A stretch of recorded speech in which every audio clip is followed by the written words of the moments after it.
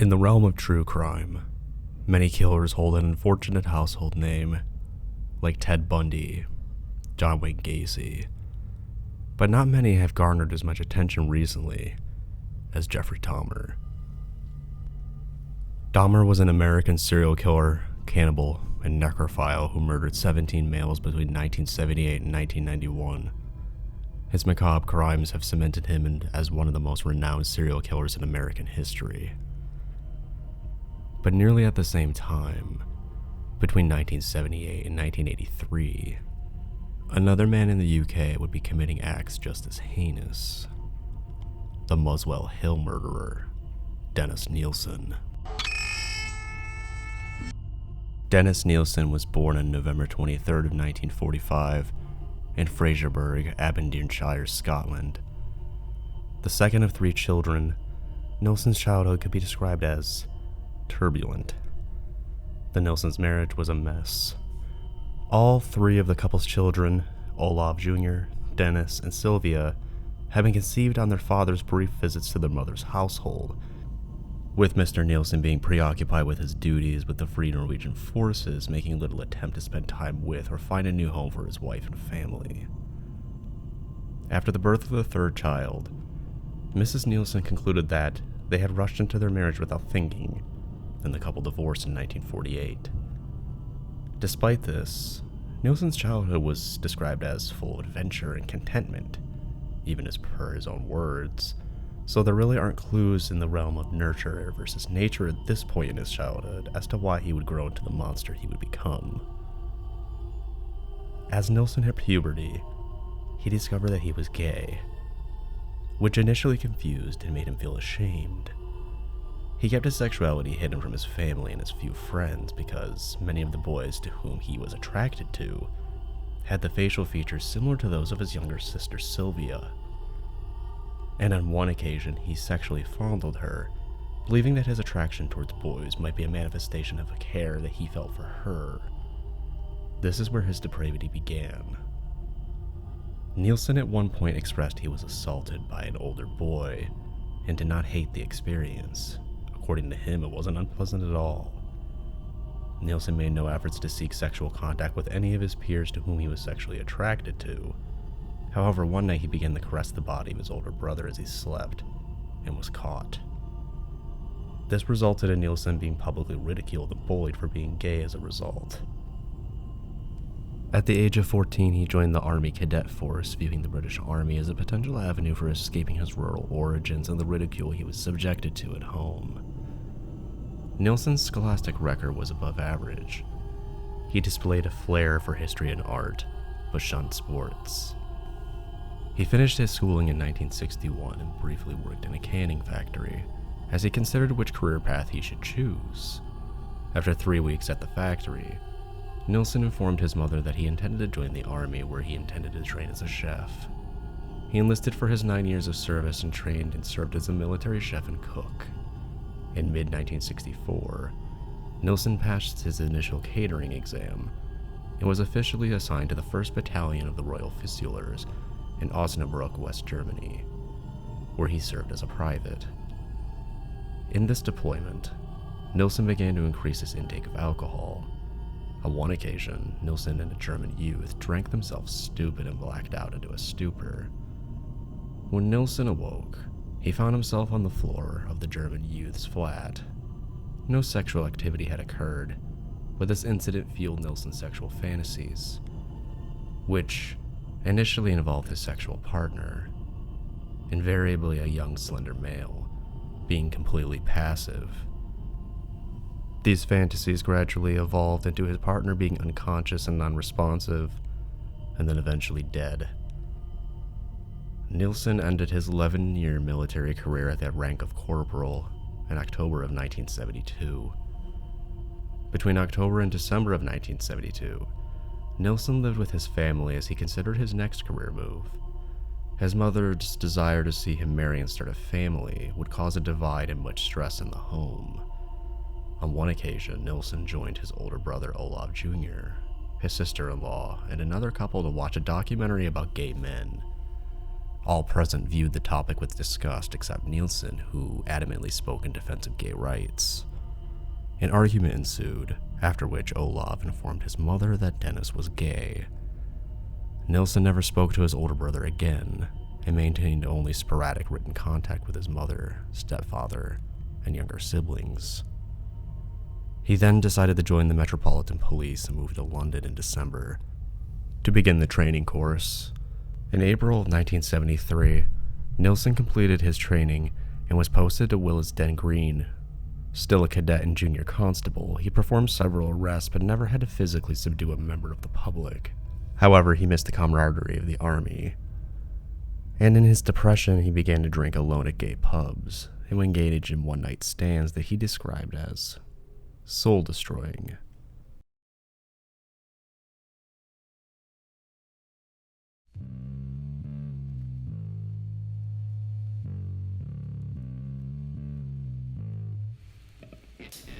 "14-year-old Stephen Holmes would fail to buy alcohol from Cricklewood Arms pub, where Nilsen was at. Nilsen invited Holmes to his house with the promise of the two drinking alcohol and listening to music. Holmes accepted this offer, and the two would head to Nilsen's home at 195 Melrose Avenue. At Nilsen's home, both he and Holmes drank heavily before they fell asleep. The following morning, Nilsen awoke to find the sleeping Holmes beside him on his bed. He caressed him and feared that he'd leave if he woke up, and that is when Nilsen decided that he was never going to leave. Nilsen straddled Holmes, and he began to strangle him unconscious with a necktie before drowning the teenager in a bucket filled with water. He then washed the body in his bathtub before placing Holmes on his bed and caressing his body. This is when Nilsen began to masturbate, and he did this twice over the corpse before awaiting the passing of rigor mortis to enable him to stow the corpse beneath his floorboards.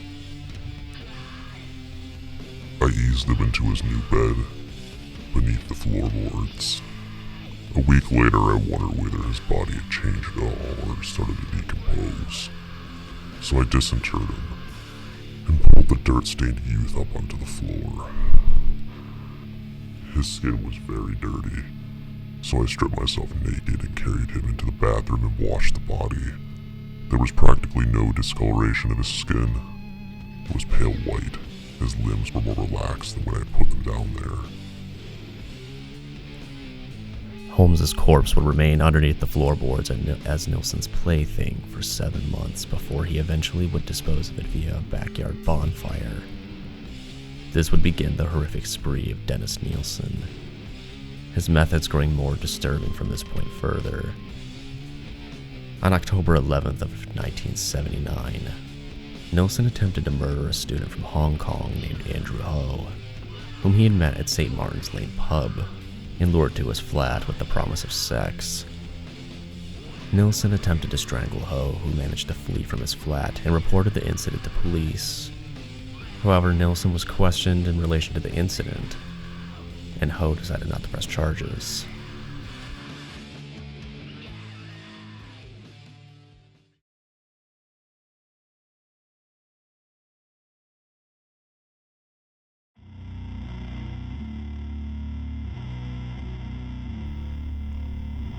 Two months later, Nilsen would encounter a 23-year-old Canadian student named Kenneth Ochtenden at a pub while Ochtenden had been on tour of England visiting relatives. Nilsen offered to show Ochtenden several locations, which he accepted. Nilsen then invited the student to his house on the promise of a meal and further drinks. The pair stopped at a store on the way to Nilsen's residence and purchased whiskey, rum, and beer, with Ochtenden insisting on sharing the bill. At Nilsen's residence, after some time drinking, Ochtenden was listening to music via Nilsen's headphones when he was approached from behind and strangled with the wire. This was not all, however. Nilsen viciously drug him to the floor as he tightened the wire around his throat and dragged him to another room. After he died, Nilsen poured himself a glass of rum and sat near the corpse. The next day, Nilsen purchased a Polaroid camera, and much like Dahmer, he He posed his prey in various poses post-mortem for his sexual satisfaction later. He then laid the corpse spread eagled above him on his bed as he watched television for several hours before wrapping the body in plastic bags and stowing the corpse beneath the floorboard. On approximately 4 occasions over the following nights, Nilsen pulled Ogden's body from beneath his floorboards and seated the body upon an armchair alongside him as he watched TV and drank alcohol. 16-year-old Martin Duffy would encounter Dennis Nilsen on May 15th of 1980. Duffy was a catering student from Birkenhead, Merseyside, who had hitchhiked to London without his parents' knowledge. Duffy had slept near Euston Railway Station in a rough where Nilsen would discover him and offered the boy food and a warm bed for the night. Duffy would unfortunately accept this offer as anyone would in his position. Nilsen did keep to his word of feeding the boy and letting him sleep. However, he of course also had ulterior motives. Nilsen would straddle the boy while he slept and strangle him with some form of tie or rope. Nilsen held his grip until Duffy became unconscious. He then dragged the boy into his kitchen and drowned him in his sink before bathing with the body. He was the youngest I had seen. Duffy's body was placed upon a kitchen chair, then upon the bed where he had been strangled. His body was repeatedly kissed, complimented, and molested by Nilsen, both before and after he masturbated while sitting upon the stomach of the corpse. For 2 days, Duffy's body was stowed in a cupboard in Nilsen's house.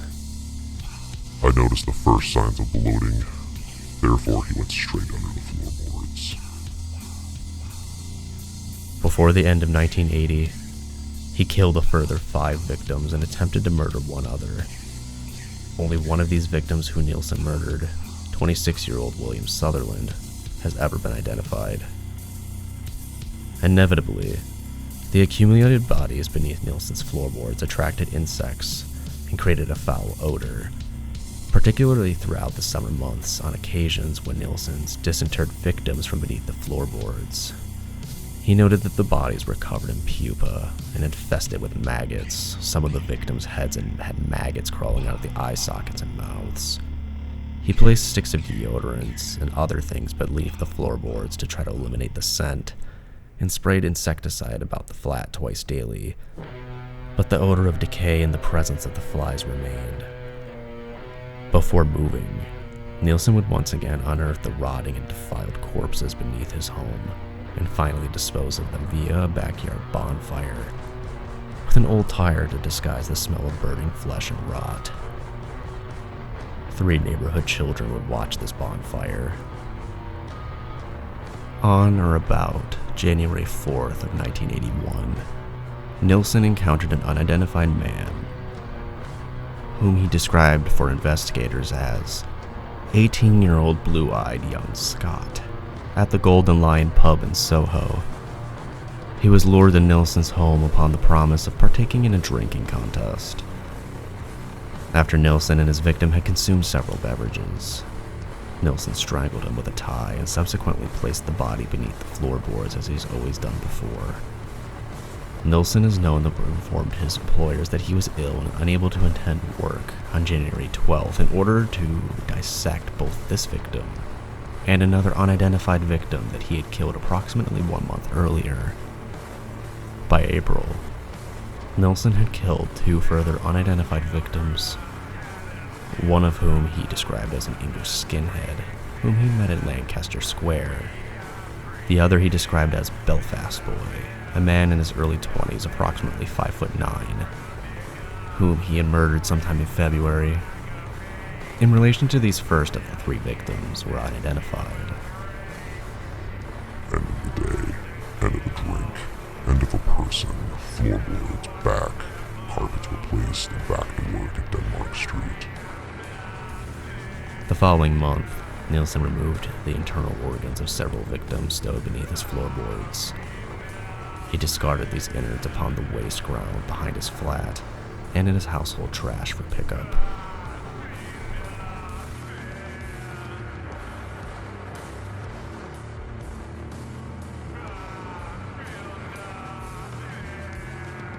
The final victim to be murdered at Melrose Avenue was 23-year-old Malcolm Barlow.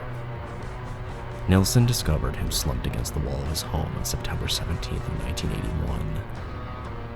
He was informed that the medication Barlow had been prescribed for his epilepsy had caused his legs to weaken.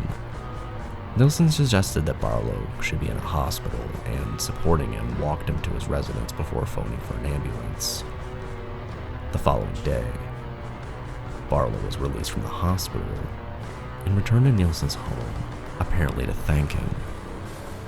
Nilsen offered him a meal and drinks, to which he accepted, and when he fell asleep on Nilsen's couch, he was manually strangled while he slept.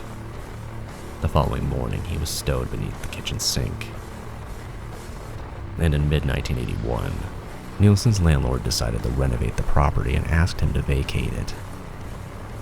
Nilsen was initially resistant to the offer, but accepted an offer of £1,000 from the landlord to vacate the residence.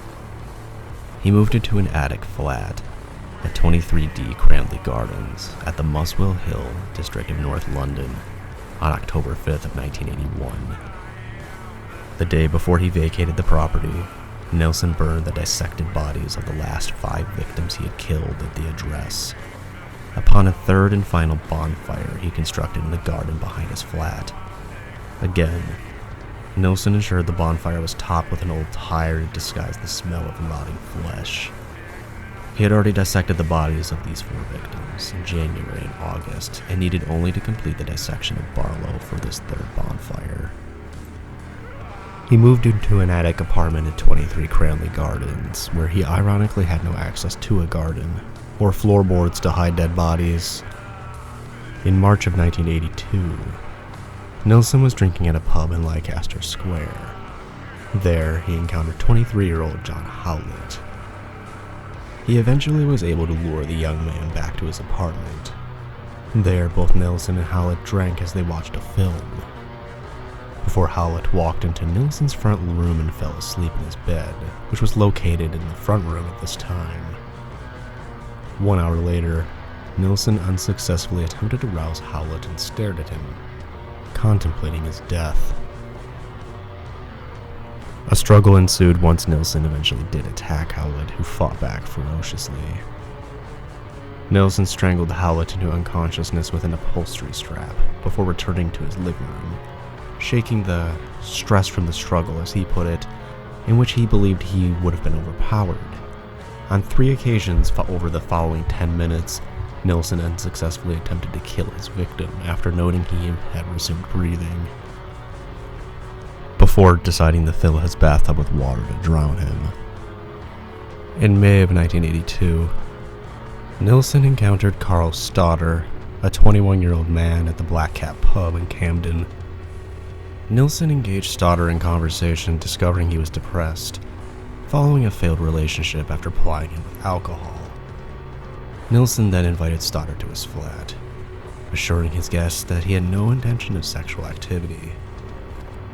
At the flat, Stodder consumed further alcohol before falling asleep on an open sleeping bag.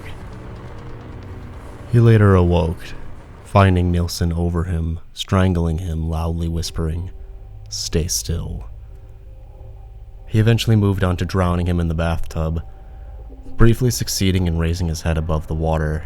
Stodder gasped the words, "No more, please, no more," before Nilsen again submerged Stodder's head beneath the water. Believing that he'd killed him, Nilsen seated the youth in his armchair, but then noticed his dog licking Stodder's face, and then noticed that he was still alive. He rubbed Stodder's limbs and heart to increase circulation, covered the youth's body in blankets, and then laid him upon his bed. When Stodder regained consciousness, Nilsen embraced him. He then explained to Stodder that he almost strangled himself on the zip of the sleeping bag, and that he had resuscitated him. Over the following 2 days, Stodder repeatedly lapsed in and out of consciousness, and when he regained enough strength to question Nilsen as to his recollections of being strangled and then immersed in cold water, Nilsen explained that he had become caught in the zip of the sleeping bag following a nightmare, and that he had placed him in a cold water as, quote, "you were in shock." Nilsen then led Stoddard to a nearby railway station where he informed the young man that he hoped he might meet again before he bade him farewell.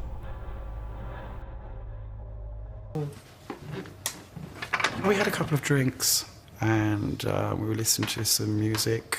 I think it was Laurie Anderson's Oh Superman.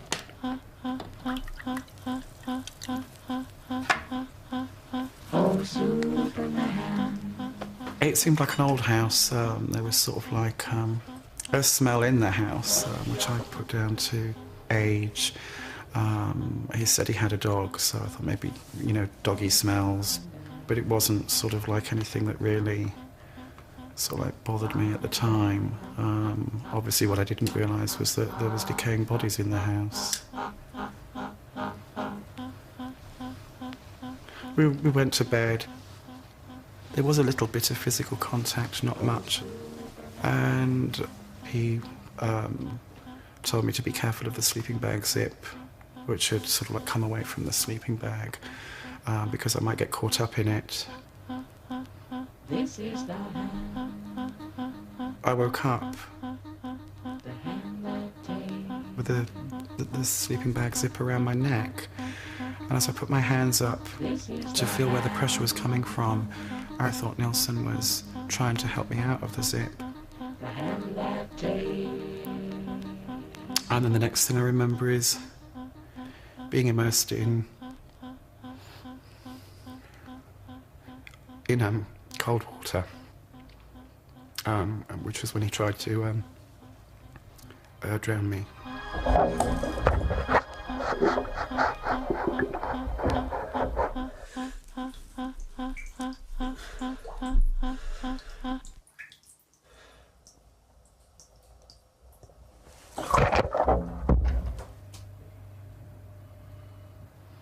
I remember coming round and I had no memory of what he'd done.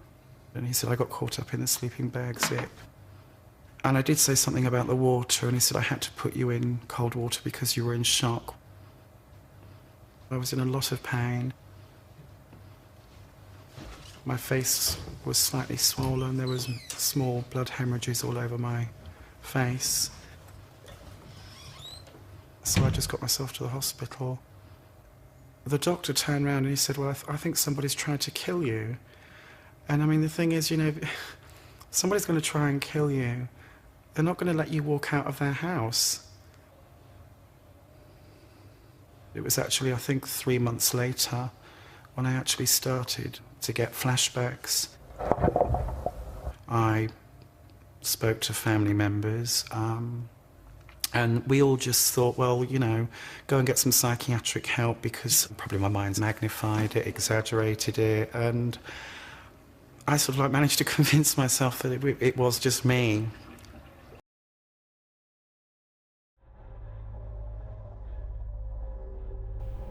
Three months after Nilsen's June 82nd promotion to the position of executive officer in his employment, he encountered a 27-year-old man named Graham Allen attempting to hail a taxi to Shaftesbury Avenue. Allen accepted Nilsen's offer to accompany him to Cranley Gardens for a meal. He ate an omelet before being strangled, and then, like the others, drowned in a bathtub. Except this time, the victim was kept in the tub for days. 3 full days passed before Nilsen began the task of dissecting the body upon the kitchen floor.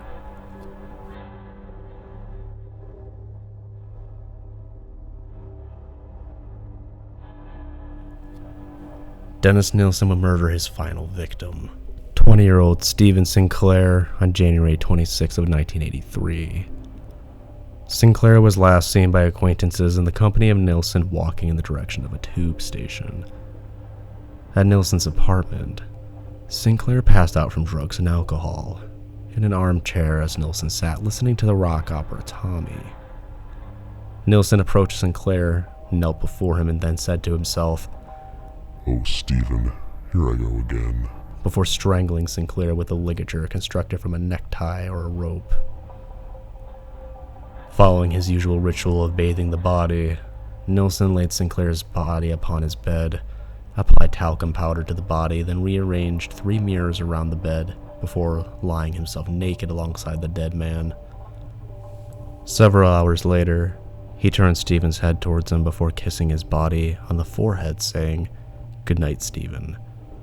Nilsen then fell asleep alongside the body. As like the others, Stephen Sinclair's body was also dissected. Various dismembered body parts wrapped in plastic bags and stored in either a wardrobe, a tea chest, or within a drawer located beneath the bathtub. The bags used to seal Sinclair's remains were sealed using the same crepe bandages Nilsen had found upon Sinclair's wrist from his suicide attempt. Nilsen attempted to dispose of the flesh and internal organs and smaller bones of all 3 victims killed at Cranley Gardens by flushing their dissected remains down his toilet. In a practice which he had conducted upon several victims killed on Melrose Avenue, he also boiled the heads, hands, and feet to remove the flesh of these sections of the victims' bodies. Nilsen's murders were first discovered by a Dynarod employee, Michael Catron, who responded to the plumbing complaints made both by Nilsen and other tenants of the Cranley Gardens on February 8th of 1983. Opening a drain cover at the side of the house, Catron discovered the drain was packed with a flesh-like substance and numerous small bones of unknown origin. Catron reported his suspicions to his supervisor, Gary Wheeler, and as Catron had arrived at the property at dusk, he and Wheeler agreed to postpone further investigation until the following morning. Prior to leaving the property, Nilsen and a fellow tenant, Jim Allock, convened with Catron to discuss the source of the substance. Upon hearing Catron exclaim how similar the substance was to the appearance of human flesh, Nilsen replied, "It looks to me like someone has been flushing down their Kentucky Fried Chicken." That evening, Dennis Nilsen was arrested. Between 1978 and 1983, Nilsen is known to have killed a minimum of 12 men and boys and have attempted to kill 7 others. He initially confessed in 1983 to having killed about 16 victims. The exact amount, however, is unknown. Thank you so much for watching. If you like this documentary and like other things like this, extreme true crime, gore commentary, and so on, hit subscribe and the bell icon, that way you get notified whenever I post a new video. In the description, you'll find all my premium pages, as I'm not monetized by YouTube, meaning I don't put ads on here, I don't make money from this. There you'll find all of my content, all my deleted videos, and of course, the ultimate not safe for life iceberg, which is now fully complete and available all on my premium pages. At the bottom of the iceberg is the worst of the worst things imaginable, and you can find out what all that is and more. Get exclusive deals on merch, Discord access, and then again, so much more. Stay tuned for a preview of the finale of the Ultimate Not Safe for Life iceberg, but otherwise, thank you so much for watching, and I'll see you on the next video.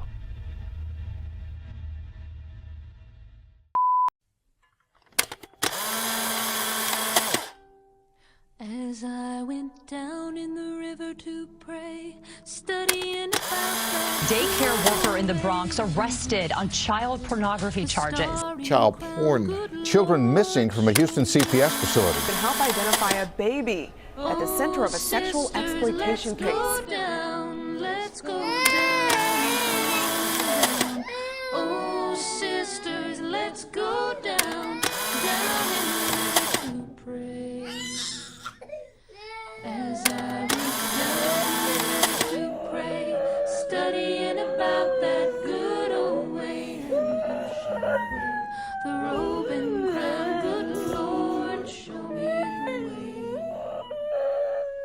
Oh, brothers, let's go down, let's go down. Come on, brothers, let's go down, down in the river to pray. As I went down in the river to pray, studying about that good old way, and who shall wear the starry crown? Good